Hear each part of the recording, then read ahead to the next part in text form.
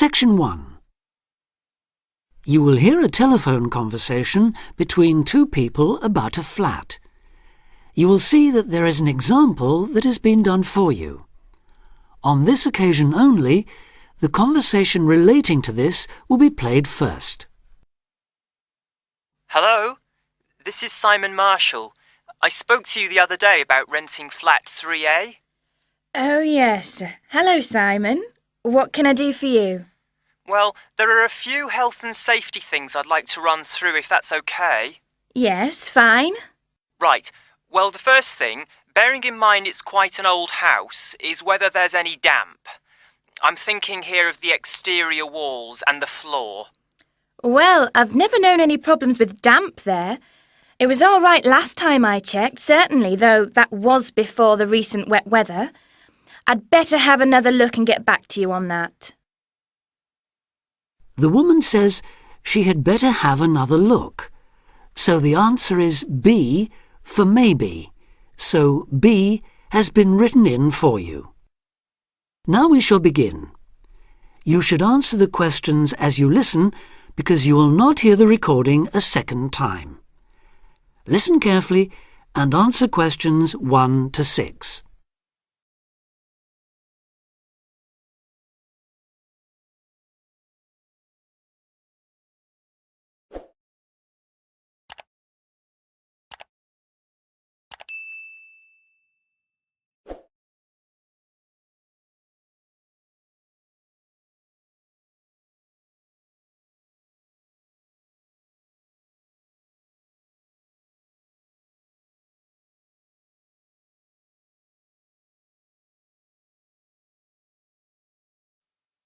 Hello, this is Simon Marshall.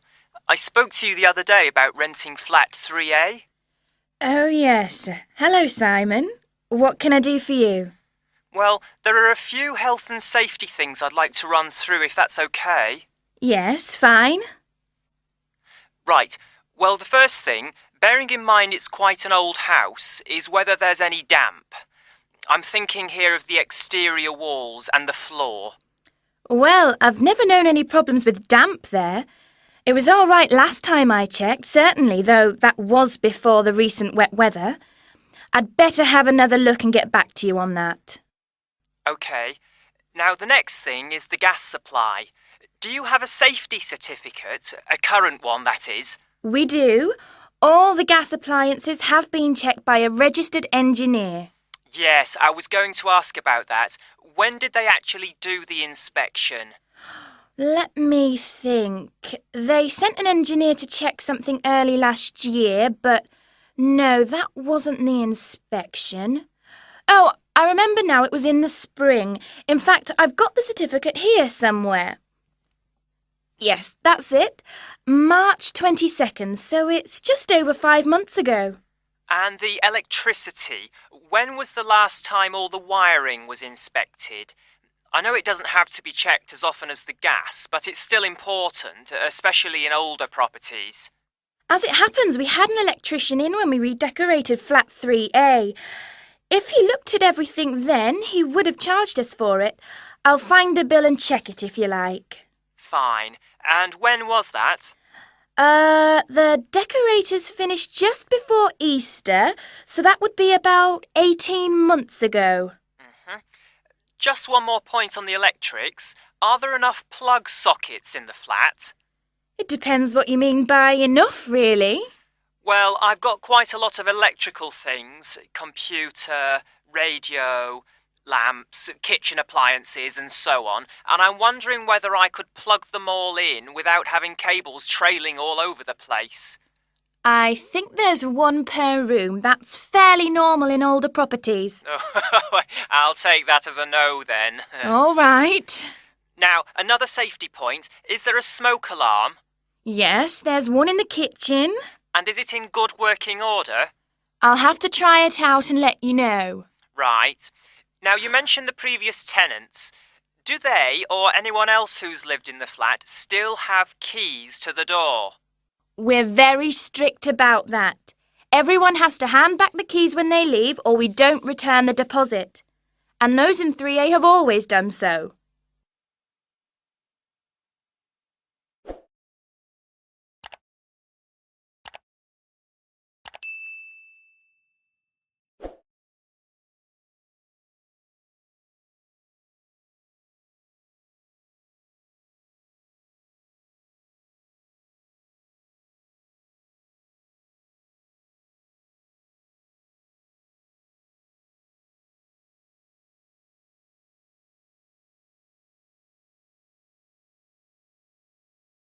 Test 2.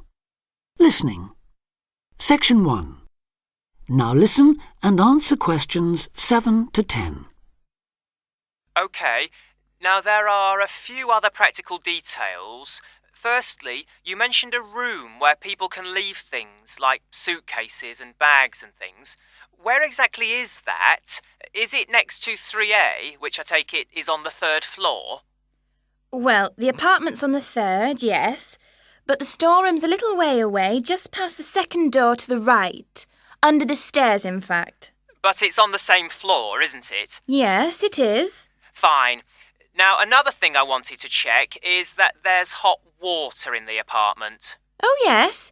It runs off the central heating. That was installed back in the 70s, I think, so there's a permanent supply. But is it really hot? Not just warm or lukewarm? I suppose it depends what you mean by hot. But it's at a constant 60 degrees. Oh, that sounds fine. Yes, it used to be set at 55, but last year the tenants asked us to increase it, so we did. Oh, I'm glad about that. OK, now can you tell me a bit about the yard and the garden? How big are they? Well, the yard at the side of the house is about 20 square metres. Oh, so there's room for my motorbike then?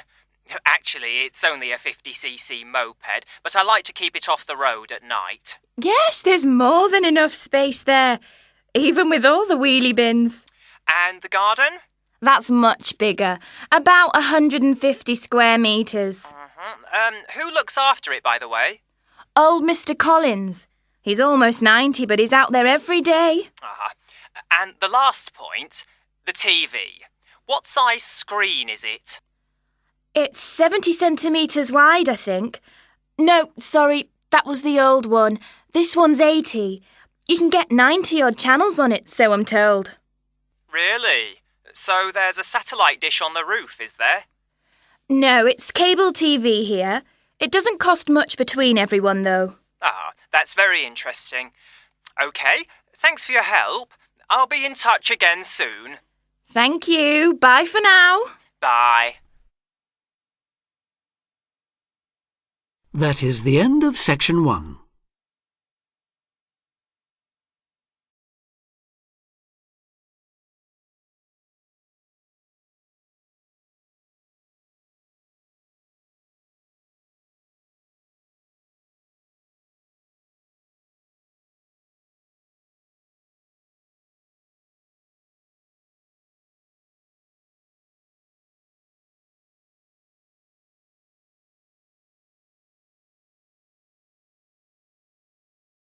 Now turn to Section 2. Section 2. You will hear a news broadcast on a radio station. First you have some time to look at questions 11 to 15.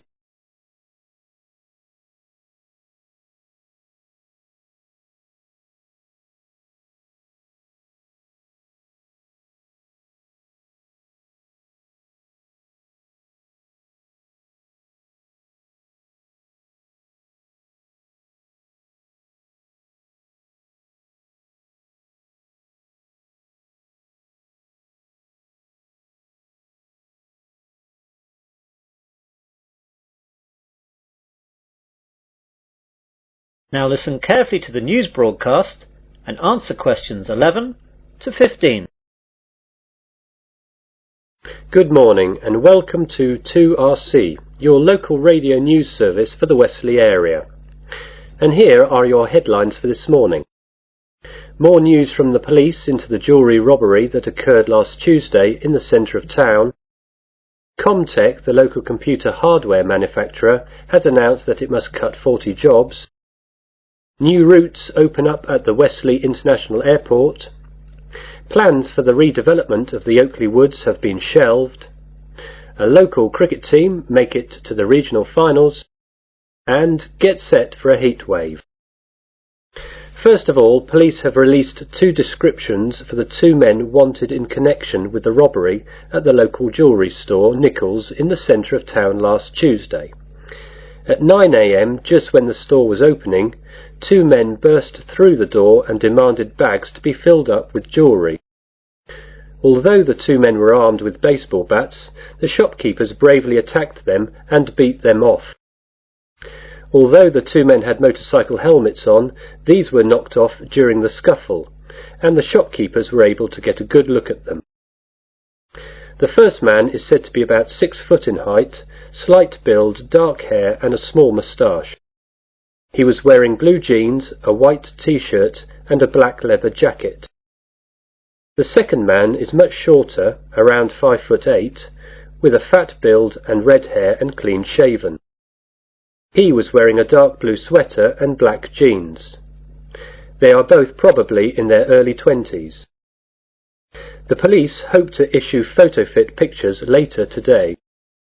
The public are urged to call Wesley Police if they think they recognise either of the two men. You now have some time to look at questions 16 to 20.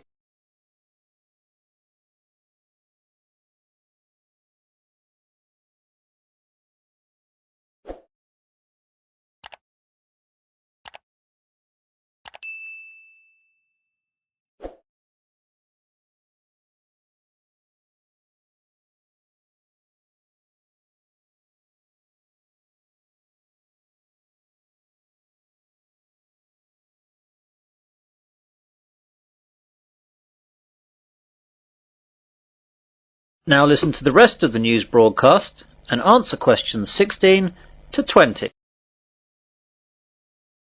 Comtech last night announced that they must release 40 workers. This was blamed on a downturn in sales and increased competition. The jobs to be lost will be a mixture of early retirement offerings and a spread from all departments in the company. Westley International Airport has been awarded by Cheap Air, the new low-cost carrier, 4 new routes into Europe. The new routes will be into 4 European countries, though the details have not yet been released. When the deals have been finalised, this will lead to a significant number of jobs. Environmentalists were delighted this morning by the news that plans by the local council to develop the Oakley Woods area have been shelved.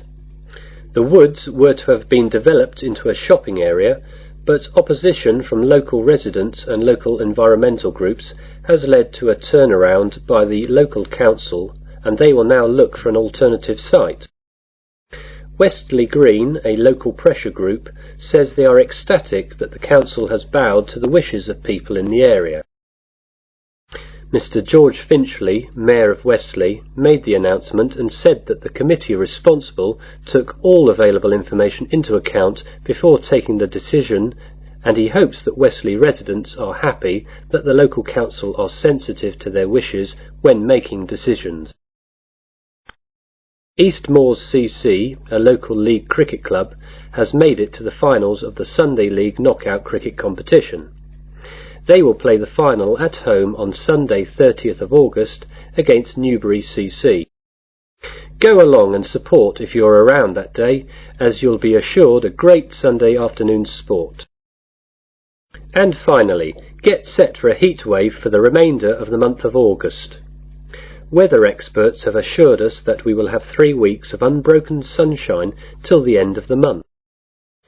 Great news, but those of us who are experienced with the British weather will most likely greet this news with, "Let's wait and see." That is the end of section 2. You will now have half a minute to check your answers.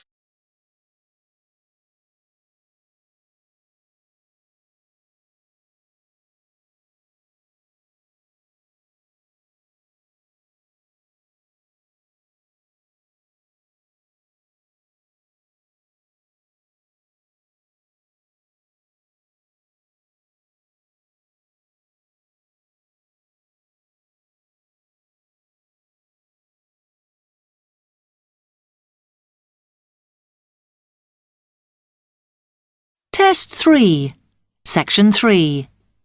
You will hear 2 medical students, Caitlin and Hideki, discussing options for courses. You now have 15 seconds to read questions 21 to 23.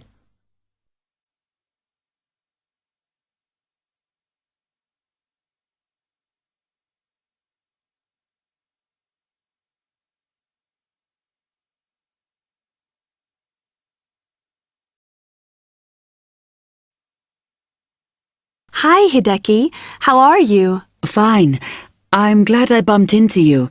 Have you got 5 minutes to sit down and discuss our extra course options for next term? Yeah, sure. You mean the support courses for our modules? Yes. We've got 3 choices, and I'm not sure which would be best for us to do. Let's have a look. Yeah, we could do science and ethics.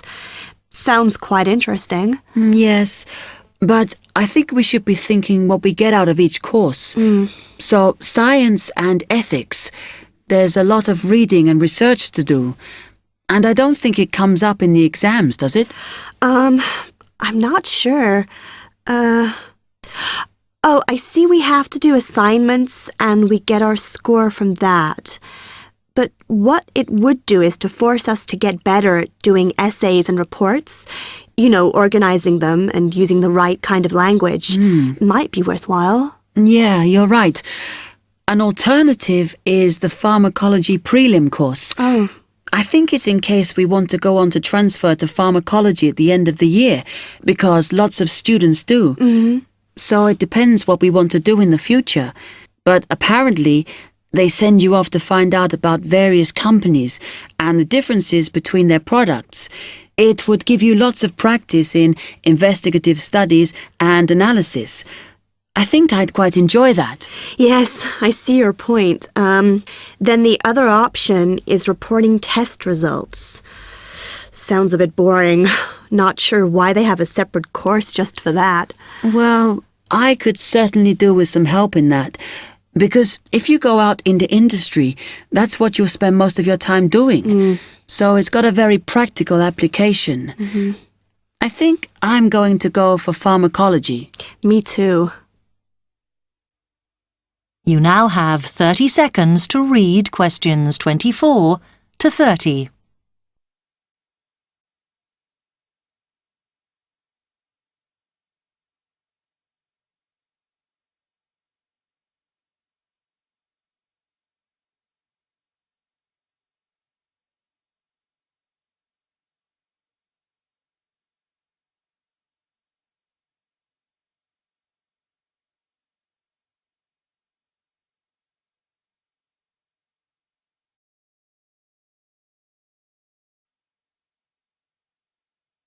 So let's have a look at it in more detail. Oh, goodness. If we do pharmacology, then we have to do a supplementary maths course. Oh no, that's not fair. Mind you, I think I need it. Does that mean we have twice as many lectures? No, this maths is only a short course. The chemistry department are responsible and they do it in the 3rd term. So we've got all next term to settle into the pharmacology bit. I find the tutor makes a real difference. Some of them make chemistry so easy, and some of them I can't understand at all. Like that one we had from Oxford University. Mind you, the one on this course should make sense because he's a lecturer who's coming in for a few weeks from industry. So at least it'll be linked to the real world. Yeah. The project we have to do on this pharmacology course is huge, and it doesn't give us much time. We have to make a decision about what we want to do on the project as soon as we start in January, and then hand in our plans before the end of the month. Doesn't give us much time to sort out what's possible or not. I mean, doesn't the scale of our project depend on what resources we can have? Like what equipment we can use? I suppose so, though I think there's plenty available. For example, it says that if we need to do any experiments, then we can use all the equipment in the new lab, as long as we book it. Oh, okay. It's slowly beginning to take shape for me. I think it'll be a good course. I'm just worried that I get enough support to do it. I think you'll be okay. And the tutors are always available if you get stuck. Actually, it says that if you're not sure, then in December, they'll be running 1 or 2 additional seminars. So I might go to those. Actually, what's quite interesting is that at the end of the course, when our project is completed, then we have to do a presentation on it. Oh. I think that's quite good practice. Oh, a bit scary, though. Well, it shouldn't be too bad, as they say that we can do it in pairs. Spread the load, as it were. Good. I have done presentations before, but I'm always very nervous. And is the presentation what we're assessed on, then? Let me look. It says that we have an interview and we get a mark for the whole course depending on how well we do in that. Oh, right. Okay, That is the end of section 3. You now have half a minute to check your answers.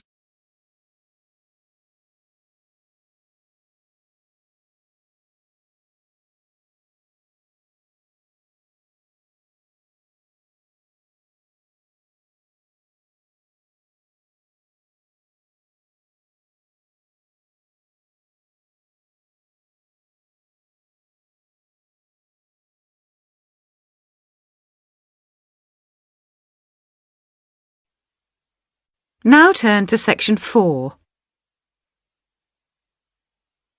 Listening, section 4. You will hear an extract from a university lecture on the topic of marketing. First, you have some time to look at questions 31 to 40.